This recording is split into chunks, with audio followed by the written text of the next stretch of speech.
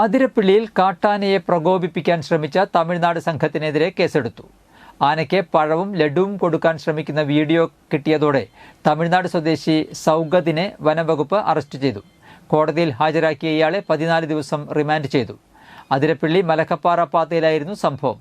തമിഴ്നാട് സ്വദേശികളായ 7 അംഗ സംഘം ഇന്നലെയാണ് വാൽപ്പാറ വഴി അതിർത്തി കടന്ന് മലക്കപ്പാറയിൽ എത്തിയത്. തുടർന്ന് അതിരപ്പിള്ളിയിലേക്കുള്ള യാത്രയ്ക്കിടെ ആനക്കയം ആനത്താരയിലാണ് ആനക്കൂട്ടത്തെ കണ്ടത്. തുടർന്ന് കാട്ടാനകൾക്ക് ലഡുവും പഴവും നൽകാൻ സൗഗത് പോവുകയായിരുന്നു. ആന ഓടിച്ചതിനെ തുടർന്ന് തിരികെ ഓടി വണ്ടിയിൽ കയറി രക്ഷപ്പെടുകയും ചെയ്തു. എന്നാൽ സംഭവത്തിന്റെ വീഡിയോ ഷൂട്ട് ചെയ്ത മറ്റൊരു യാത്രികൻ വനംവകുപ്പിന് അയച്ചുകൊടുത്തു. പിന്നാലെ അതിരപ്പിള്ളിയിൽ വണ്ടി തടഞ്ഞ വനംവകുപ്പ് 7 അംഗ സംഘത്തെ അറസ്റ്റ് ചെയ്തു.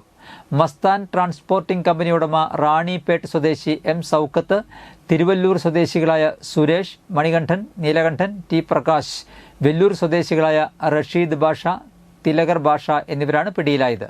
പ്രതികൾക്കെതിരെ കേരള വനം ആക്ട് 1961, വന്യജീവി സംരക്ഷണ നിയമം ഭേദഗതി ആക്ട് 2022 ഉൾപ്പെടെ ജാമ്യം കിട്ടാത്ത വകുപ്പുകളാണ് ചുമത്തി കേസെടുത്തത്. ഇവർ സഞ്ചരിച്ച വാഹനവും കോടതി വിട്ടുകൊടുത്തിട്ടില്ല.